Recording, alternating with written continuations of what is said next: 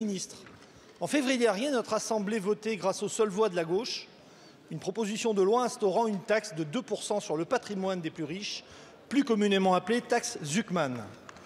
La semaine passée, lors de son examen au Sénat, le camp présidentiel et la droite ont uni leurs voix pour s'y opposer et le texte a été rejeté.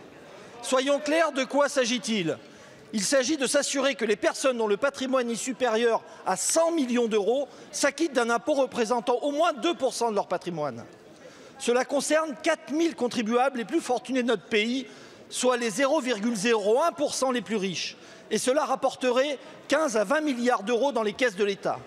Et pourtant, ce gouvernement, le même qui cherche aujourd'hui désespérément 40 milliards d'euros, s'est férocement battu contre cette mesure, préférant une taxe à 0,5%, excluant les biens professionnels, estimés 40 fois moins rentables que la taxe Zuckman. Monsieur le ministre, je vous mets en garde. À défendre ainsi coûte que coûte les ultra-riches de notre pays, c'est notre République que vous fragilisez. Le consentement à l'impôt est un de ses fondements, puisque c'est un des principes qui permet de mieux répartir les richesses.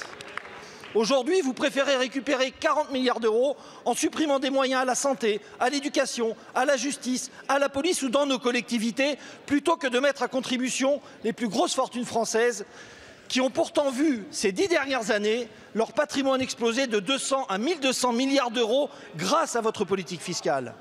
Et comment peut-on invoquer le risque d'exil des grandes fortunes alors que toutes les études démontrent exactement l'inverse? Ma question est la suivante. Jusqu'où continuerez-vous à refuser la plus petite goutte de justice sociale dans un océan d'austérité, quitte à fracturer durablement le pays?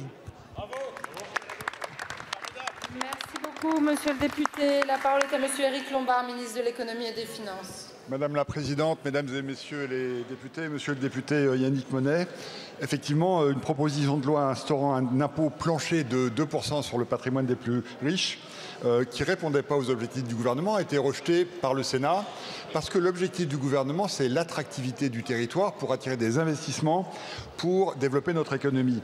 Le nouvel impôt, alors j'ai un petit écart sur les chiffres, nous considérons qu'il aurait pu concerner 2000 personnes, avec un rendement 5 fois supérieur à l'ISF sur 2000 personnes, alors que l'ISF concernait 350 000 contribuables.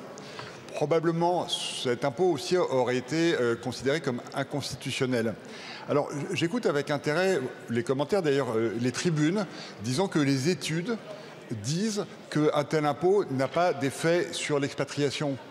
Un tel impôt n'a jamais été mis en place dans aucun pays. Donc, je ne sais pas bien de quelles études nous parlons. Ce que nous savons, et nous l'avons vu, notamment quand l'ISF a été mis en place à 2 reprises dans notre pays, c'est que les gros patrimoines sont mobiles et que, malheureusement, la facilité de mobilité s'est encore accrue dans le monde actuel.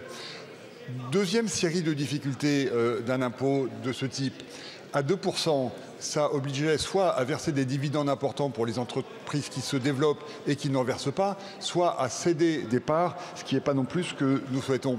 Alors, je partage vos préoccupations. Et d'ailleurs, dans le cadre de l'OCDE, nous travaillons sur un impôt minimum sur le patrimoine, c'est ce qu'on appelle le pilier 2.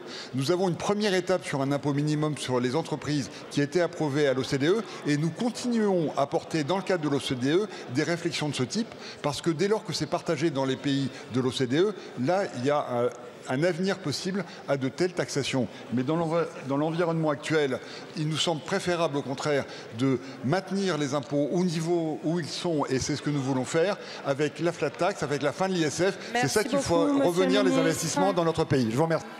Merci beaucoup. La parole est à présent à monsieur Julien Rancourt.